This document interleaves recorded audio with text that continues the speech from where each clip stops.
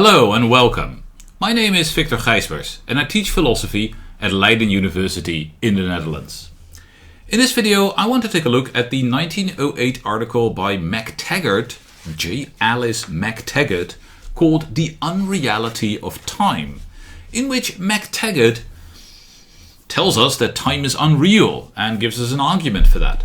And although very few philosophers have agreed with McTaggart that time is unreal, nevertheless, this paper is one of the classics, maybe in a sense even the classic, of analytic philosophy of time. And that is strange, especially because McTaggart wasn't in any sense an analytic philosopher. And I'd love to read you one sentence from the first page of this article. This is what McTaggart writes about the state of philosophy in 1908. In the philosophy of the present day, the two most important movements, excluding those which are as yet merely critical, are those which look to Hegel and to Mr. Bradley. So there are two main schools in philosophy in 1908. There's Hegelianism, so the idealism of the German idealists, and there's the philosophy of Mr. Bradley, who is the great figure of British idealism at the end of the 19th century. So two kinds of idealism, with Bradley definitely being inspired by Hegel to an important extent. I mean, that's sort of the core of philosophy for McTaggart in 1908. And in a sense, that's a reflection of what kind of philosophy is powerful in Britain around 1900. And you can see it in somebody like Bertrand Russell, who is, of course, also in Britain around 1900 and working, and definitely not working in either of these traditions. But he sort of, in his youth, learns this type of philosophy and then rebels against it. So we can see in him a sort of reaction against this British idealism. If we look at 1908 from our current vantage point to philosophy in Europe, I think we're going to see something very different. We're going to see in Germany that neo-Kantianism is still very strong, right? So that's one of the things that's going on. It's not going to end up being super popular later on in the century. It suffers a fate a little bit like British idealism, which is that it's mostly forgotten, but it's very important in 1908. And of course, especially what we're going to see is we're going to see phenomenology with people like Husserl coming up, maybe it's somebody like Bergson. We're going to see analytic philosophy already starting. Russell is already hard at work in 1908, and like a couple of decades after this paper is written, British philosophy will be analytic philosophy, and there's not going to be any British idealism left, really. It might, by the way, be extremely interesting to delve into the British idealists. I'm not claiming that it's not, but in sort of the development of philosophy, Britain in the 20th century is not going to be dominated by the two schools that McTaggart here mentions. So McTaggart being a kind of Hegelian idealist, I suppose there was a very large chance of his paper being forgotten, but it got picked up by analytic philosophers, became a classic of analytic philosophy of time, and some of its terminology is still used every day in philosophy of time papers. So let's talk about that. Let's see what McTaggart is doing, and let's learn about that terminology. Alright, so McTaggart is going to explain to us why time is unreal. By the way, he doesn't think that this is such a strange claim. He believes that Kant claimed that time was unreal, and he believes that Hegel claimed that time was unreal, and so he's in a tradition. I think he's wrong, certainly about Kant, probably about Hegel, but alright. McTaggart's argument has this form. He is going to introduce us to things that he calls the A series, the B series, and the C series. A series, B series, and C series. And then he's going to tell us that for time, it is essential that there is an A series. With no A series, no time. But, he's going to tell us, the A series is inconsistent, it makes no logical sense. And so it can't be real, it can't exist, but it's essential for time, and so time can't exist either, it's unreal. So that's the shape of the argument. And in order to understand the argument, obviously, we need to know about the A series, the B series, and the C series. Now, in contemporary terminology, people talk all the time about A theories and B theories of time. And those are directly related to the A series and the B series of McTaggart. And hardly anyone ever speaks about the C series. But it's important, because it's the only thing that McTaggart thinks is actually real.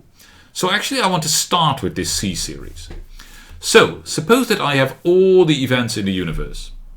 Now, McTaggart thinks that they are in a sense ordered, like they're in a sense put into a row, put into a series. Like reality is a kind of series of events. Some events are at the same place, or we could say at the same time, but McTaggart thinks time is unreal, so let's say in a more neutral vein, some events are at the same moment. So the event of me recording this video is at the same moment as the event of this pen falling down. That happened at the same moment. But other events are not. And the events that are not at the same moment, nevertheless, are structured in a certain way. Namely, if I've got 3 of these events, which are not at the same moment, none of them is at the same moment, then one of them is going to be between the other 2. Right? That's going to be an objective fact.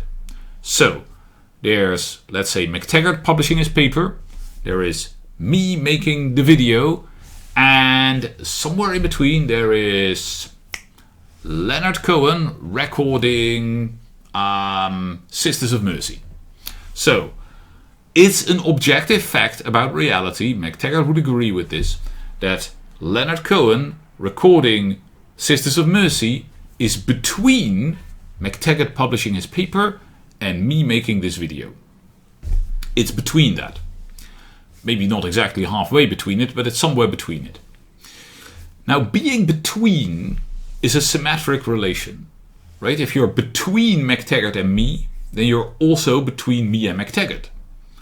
So this C series, which only has these between facts, does not have a direction. Right? It's not the case that in the C series, McTaggart comes before Cohen and Cohen comes before me. All we can say is that Cohen comes between McTaggart and me. And so we kind of have a series, but we could flip the series and it's still the same thing. There's no directionality involved. Okay, that, according to McTaggart, is real. That's a good picture of reality. But usually we don't stop at that picture. Usually we are going to introduce some kind of direction. We don't just talk about one event being between 2 other events. We talk about events being earlier than or later than other events, or one event happening 20 years before another event, for instance. So, McTaggart wrote his paper in 1908. I'm making this video in 2025. So there's 117 years between that. So usually what we would say is this. McTaggart's article was 117 years before my video. Before, right? That's an important word when we're talking about time. McTaggart's article was 117 years before my video. Okay, not after. Right? McTaggart's article was not 117 years after my video, it was 170 years before my video. So those kinds of claims are claims that McTaggart associates with his B series. So in the B series, we add this idea of before and after, of earlier and later.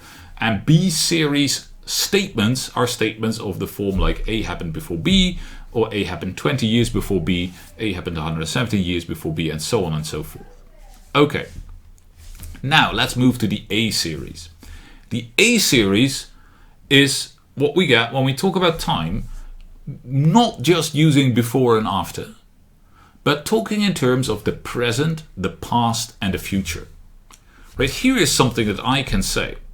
Right, I can say that the recording of this video is in the present, and McTaggart's video is in the past, and your watching of this video is in the future. I mean, that's a true claim that I just made. Now you, when you're watching this video, are obviously going to say something else. You're going to say, McTaggart was in the past, and the recording of this video is in the past, and the watching of the video is in the present. I mean, that's true when you are saying it, but it's not true now, in the present, when I'm making this video. So in the A series, we're going to say things like, in the present, Victor is making a video, or 117 years ago, so 117 years in the past, McTaggart wrote and published this paper, and so on. Right? So we're going to describe things in terms of future, past, and present. Alright, so that's what the A series and the B series are. And now McTaggart is going to make his two controversial claims. Right? Because all of this was sort of just terminology, and now he's going to make his two controversial claims. And the first claim is that the A series is essential to time. And the second claim is that the A series is inconsistent, that talking in terms of past, present, and future doesn't work. And therefore, then, finally, we get the conclusion, time is unreal. But let's start with the first thing. The A series is essential to time. What does that mean? Well, McTaggart's sort of main assumption here is that time involves change. If there's no change, there's no time. And that makes some sense. Right? If there's no change, there's no time. There are some difficult questions to ask about this. I'm not going to ask them. But it makes some sense. If there's no change, there's no time. So, why does McTaggart think, because this is what he thinks, that only the A series can describe change? Well, let's think about the B series. Like, one of the things I said was this. I said 117 years before I make this video, McTaggart published this paper. And now McTaggart is going to say this. He's going to say, well, that's true. But that's always true. Right? That the publishing of the paper was 170 years before the video is a timeless truth. It's true now, it was true last year, it will be true a million years in the future. Right? We're assuming that sort of the whole world can be timelessly seen. It's just lying there, this entire B series. And all the facts about the B series are always true. Right? They're timeless truths. The fact that A happens 20 years before B is never going to change. It's not the case that 200 years from now, McTaggart's paper will have been written only 50 years before I made this video. That's impossible. That doesn't make any sense. Right? Anything you can say about the B series, about the temporal distance between two events in the universe, is going to be, if true at all, always true or timelessly true. Well, McTaggart says, that doesn't really sound like it describes any change. I mean, that sounds like it describes a totally timeless universe. And maybe he has a point. Now, this is one of the places where we could argue against McTaggart, and I'll talk about that later. But for now, I want to say, well, maybe he has a point. Right? If I'm describing the universe in a completely timeless language, giving you only timeless truths, things that are just true always, or don't even need like a real reference to time in order to be assessed for their truth, I don't really seem to be describing something that changes. I seem to be describing a sort of four-dimensional block universe, as it has later been called, a four-dimensional block universe that just is, but it doesn't change. It's just there. Well, McTaggart said, that's not really time. So let's look at the A series. And now it might seem that we grasp change, right? Because here is something interesting. I'm making this video and that's in the present. But by the time you watch it, that's no longer true, right? By the time you watch this video, it is in the past. And in fact, it's going to keep receding into the past, right? Its status in time is changing all the time. As time goes on, future events become present and then they become past, and they become more and more distant past as time goes on. Aha, says McTaggart. That's right, when we talk about past, present and future, then we've got something that really changes. Right now we are making claims that are not always true, that are not timelessly true. My claim that McTaggart wrote this 170 years ago is true now, but it's not true 10 years ago and it's not true 10 years in the future. So here we have real change. Since time requires real change, this, says McTaggart, is what we need. We need this A series. Again, I want to think about how this holds up later on. First, I want to pursue McTaggart's argument to the end. So, having shown that the A series is essential for time, McTaggart is now going to tell us this. He said, look, the A series, unfortunately, for those who want to believe in time, is completely contradictory. Because Well, let's take the recording of this video. If you're McTaggart, you're going to say it's future. If you're me, you're going to say it's present. If you're you, you're going to say it's past. So, McTaggart says, apparently it is future, present, and past. But those are contradictory predicates, right? Something can't be both future, present, and past. And so we're in a logical contradiction. Something has gone massively wrong. As soon as you start to apply the A-series, you get into contradiction. Now, when we hear that for the first time, I think we might not be impressed. Because we might think that there's a very simple answer to this charge of contradiction. Because what we want to say to McTaggart is, no, wait a second. No, look. The making of this video is future in 1907, when you're writing that paper.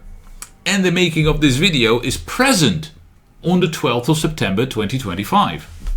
And the making of this video is past at any date after that. Those are the truths, and there's no contradiction between them. And then McTaggart is going to say, with a sly laugh, he's going to say, you're right. There's no contradiction between those claims, between the claim in 1907, the making of this video is future. In 2025, the making of this video is present. And in 2026, the making of the video is past. There's no contradiction. But those aren't really A-series statements anymore. Those are B-series statements. It's always true, timelessly true, that in 1907, the making of this video is future. Because that just means the future, the making of the video comes after 1907. Right? It's just a B-series statement. It's not really about the future, it's just about temporal distance between two events. And that's always going to be true. It's always going to be true that the making of the video is in the future of 1907. That is later than 1907. And it's timelessly true that the making of the video is present in 2025, because that is just the claim that the making of the video happens in 2025, and that is timelessly true. And so on. So in trying to defend the A-series, McTaggart is going to say, you have, without noticing, sort of implicitly, turned your A-series statements into B-series statements. And thereby, you have taken away real change. Right? If all you can say is that this video is present in 2025, you're back in the B-series. Okay, I might say to McTaggart, but maybe this is what I want to say. I want to say the making of this video is present in the present. But that's not going to work. Right? McTaggart is going to point out that I've introduced a sort of second kind of time in order to explain the first kind of time, and I'm just going to run into the same trouble again. It's actually kind of hard to see how to get out of this. How to get out of this problem that the same event, according to the A-series, would seem to have to be future, past, and present. But if everything is future, past, and present, then maybe we're in contradiction, like McTaggart says, or at least we seem to have lost this idea of change again. Because if everything is past, future, and present, there's no distinction, nothing really changes, and we have once again lost real change. And so McTaggart concludes, the A-series is essential for time, the A-series is contradictory, therefore there is no time. Okay. What are some possible reactions to this? Well, let me add one thing. This is just one more thing that McTaggart wants to do, because he wants to say that if there's no A-series, if there's no distinction between past, present, and future, then it also doesn't really make any sense to make a distinction between earlier and later. And so the B-series should go too, and we just have the C-series, which doesn't have a direction. I mean, that's sort of the end of his argument. Okay, having said that, let's go on to how we can respond to McTaggart's argument. Well, contemporary philosophy of time is divided more or less neatly into A theorists and B theorists. And A theorists and B theorists, one way to understand the difference between them is that they react in different ways to McTaggart's argument. And so an A-theorist, sort of in principle, is somebody who thinks that McTaggart is kind of right about the fact that you need the A-series for time, but he's wrong about the A-series being like contradictory. While the B-theorist is kind of usually someone who thinks that McTaggart was right about the A-series being contradictory or problematic, but wrong about the necessity of the A-series for time. So let's start with the B theory, which is probably more popular. So the B theorist would say this. Well, at least one way to be a B theorist is this. Is to say, look, that four-dimensional block universe, that's reality. In a sense, nothing is changing. I mean, if you're wondering how the four-dimensional block universe is changing, then the answer is it isn't. But that's not what we mean by change. Right? So they're going to claim that McTaggart is wrong about what change is. Because what we mean about change, they're going to say, well, here, take this cup of tea. Like, when I started making this video, this cup of tea was quite hot. And now it's kind of fine, but already on the cold side. And 10 minutes from now, it's going to be pretty cold. Okay, well, that's change. What is change? Well, what is change is that the same object, this cup of tea, has different properties at different times. So, this cup of tea has the property being hot, then the property being okay-ish, and then the property being cold over a certain time span. And that is what change is. The same object having different properties at different times. We can describe that perfectly from a sort of timeless perspective. And yeah, the universe as a whole, as a four-dimensional whole, doesn't change. But that's okay, because that's never what we meant by change. What we meant by change was something that is captured in the idea that in this four-dimensional universe, at different moments we see different things with different properties. So that's the B-theorist story. It is, in a sense, one could say, maybe weaken the idea of change.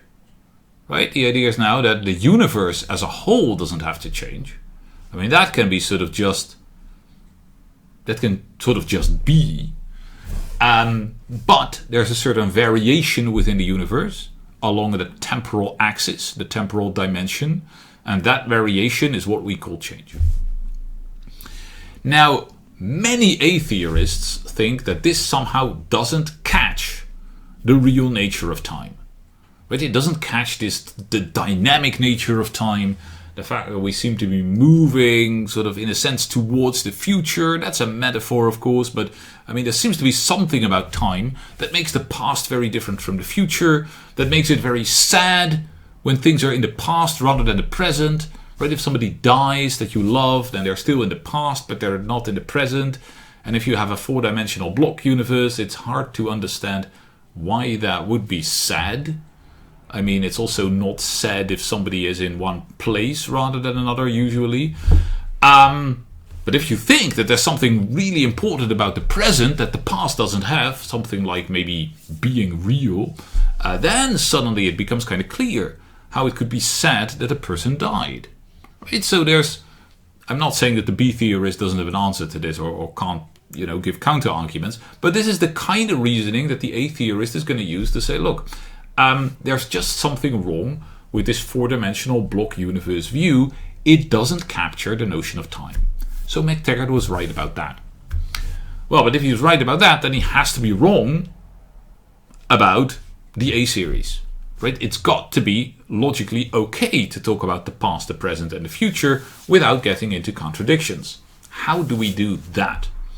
Well, again, there could be different kinds of story. There are different kinds of story that you can tell about that. I'm just going to mention one of them. You could try to be a presentist. So a presentist is somebody who says, well, only the present is real. And so only statements like that are true now are true. So the statement that McTaggart's writing of this article is past, well, that's true. And the statement that it's present, well, although it has been true, it's not true. But I'm not just saying that it's true in 2025, right? That is a B series statement, right? I mean, the B series, when I say in 2025, it's true that the paper was written in the past. That's a timelessly true claim. But I take out the in 2025. I'm not relativizing to a certain time. I'm just talking about reality.